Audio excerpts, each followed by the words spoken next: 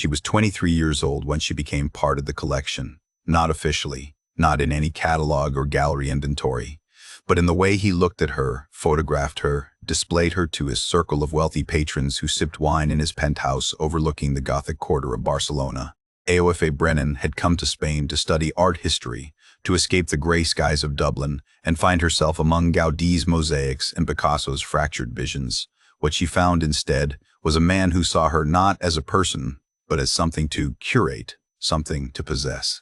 And on a cold morning in March, when police forced open the door to his marble-floored apartment, they found her body arranged on a velvet chaise lounge, surrounded by Renaissance paintings and modernist sculptures, positioned as carefully as everything else he owned. The art dealer's collection had always been impressive, but this piece, the investigators would later whisper, was different. This one had been alive. Aoife had always been drawn to beauty. Growing up in Howth, a coastal village north of Dublin, she spent her childhood wandering the cliffs with a sketchbook, capturing the way light broke over the Irish Sea. Her mother called her a dreamer. Her father worried she'd never find practical work. But Aoife didn't care about practical. She cared about color and composition, about the stories locked inside old paintings, about the way art could make you feel something you didn't have words for. When she was accepted into a semester abroad program at the Universitat de Barcelona, she cried with relief. Finally, she thought. Finally, her real life could begin. She arrived in September, moving into a shared flat in the Gracia neighborhood with two other students, a German girl studying architecture and a French boy who played guitar badly at 3 in the morning. The apartment was cramped and loud and perfect. Aoife spent her days in lecture halls and museums, her evenings at tapas bars where she practiced her broken Spanish and laughed at her own mistakes. She posted photos on Instagram, paella on checkered tablecloths, sunsets over Barceloneta beach, selfies in front of Sagrada Familia. Her mother commented heart emojis. Her friends back home sent jealous messages. Everything felt possible. She was young and far from home, and finally, living the life she'd imagined. It started, as these things often do, with something small. A chance encounter that felt like fate. Aoife had been sketching in the courtyard of the Museo Picasso on a Thursday afternoon in late October, when a man approached her. He was older, maybe late 30s, dressed in an expensive navy suit that looked casual in the way only money can achieve. His accent was British, educated, smooth. He asked if he could see her work. She hesitated, suddenly self-conscious, but something about his smile put her at ease. He looked at her sketches for a long moment, nodding slowly, then told her she had real talent. Not just technical skill, he said, but vision.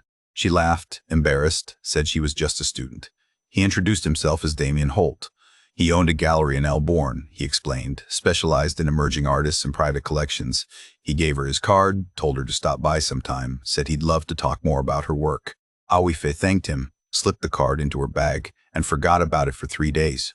But when she found it again while searching for her keys, she felt a flutter of something she couldn't quite name. Curiosity, maybe. Or possibility. She visited the gallery the following Tuesday. It was tucked down a narrow street near the Santa Maria del Mar Basilica, the kind of place you'd walk past without noticing unless you knew it was there. Inside, the space was minimal and white, lit by track lighting that made every painting glow. Damien was there, talking with a couple in their 60s, gesturing at a large abstract canvas. When he saw Aoife, his face brightened.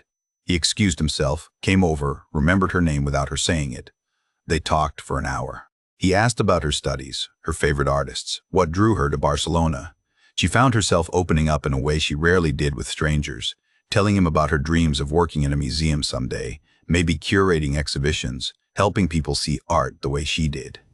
He listened intently, asked thoughtful questions, made her feel like everything she said mattered.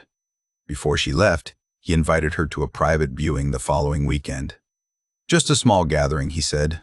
Artists, collectors, people who appreciate beauty. She should come. She'd fit right in.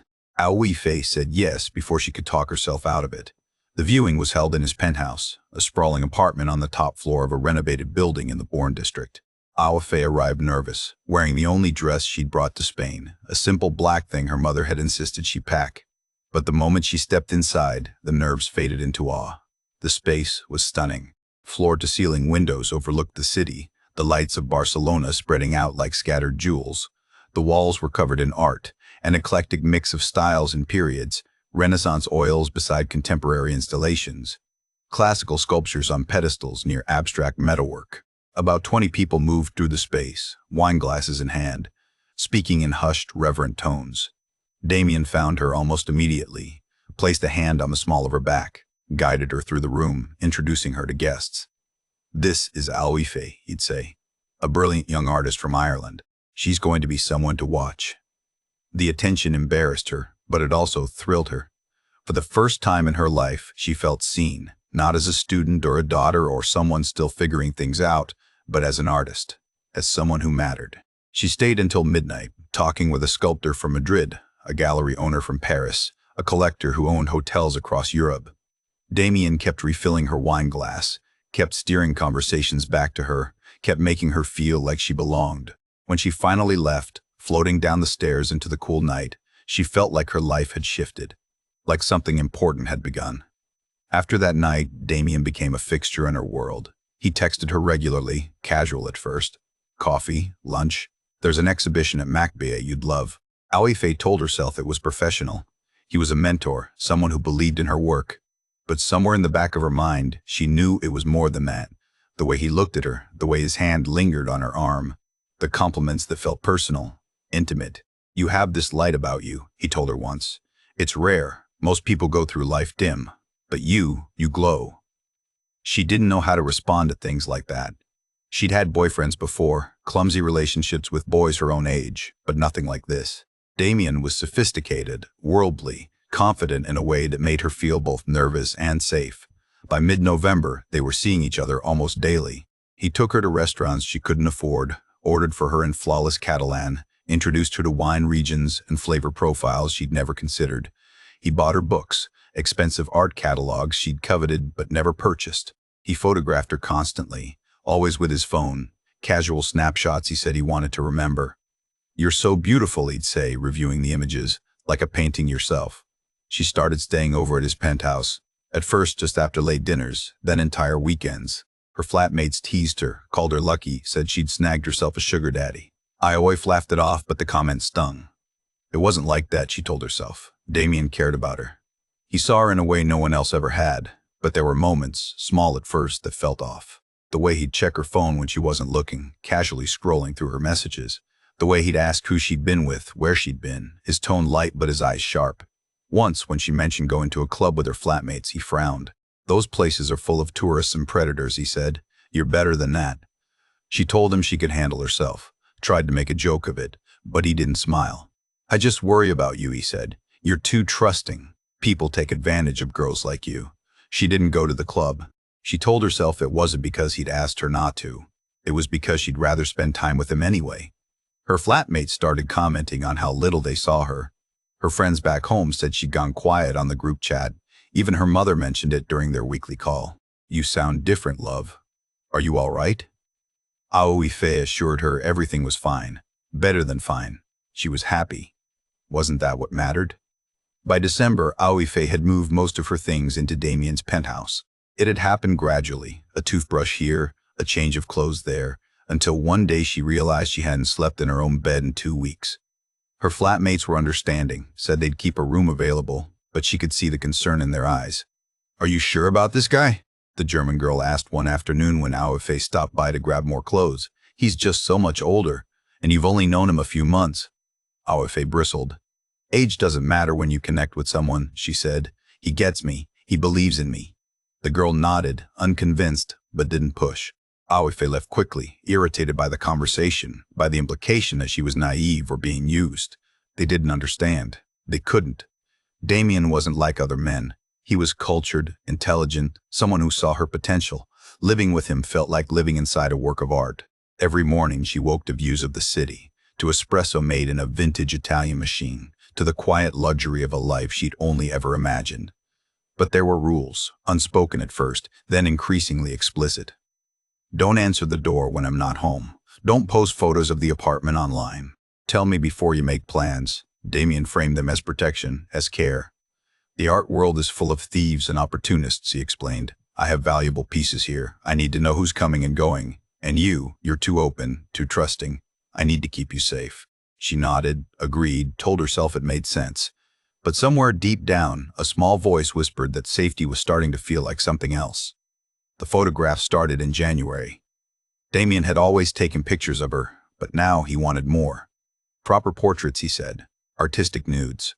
Nothing crude, nothing exploitative, just beauty captured. Classical, like Ingres or Modigliani.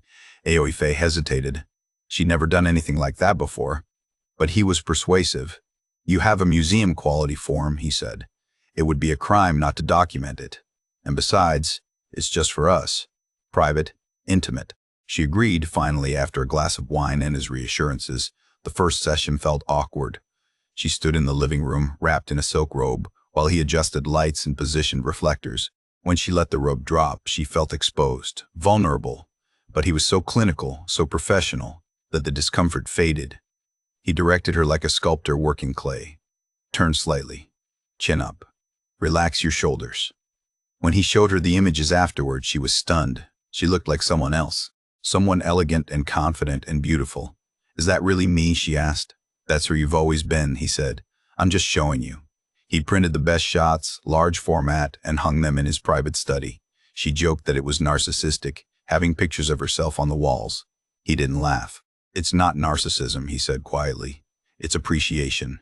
You're part of the collection now. The comment should have unsettled her, but instead, in a way she didn't fully understand, it made her feel special, valued, permanent. But the permanence came with a price. By February, Aoife had stopped attending most of her classes. Damien needed her, he said. He was preparing for a major exhibition, hosting important clients, and he wanted her there, by his side, representing the gallery. She told herself she'd catch up on coursework later, that one semester didn't define her education. But her professors sent warnings. Her mother called, worried, said she'd spoken to the university, and they mentioned Aoife was at risk of failing. What's going on, love? Her mother asked, voice tight with concern. You're not yourself, Aoife snapped, said she was fine, said everyone needed to stop treating her like a child. She was 23 years old, living in one of the most beautiful cities in Europe, in a relationship with a man who valued her. Why couldn't anyone just be happy for her? The call ended badly.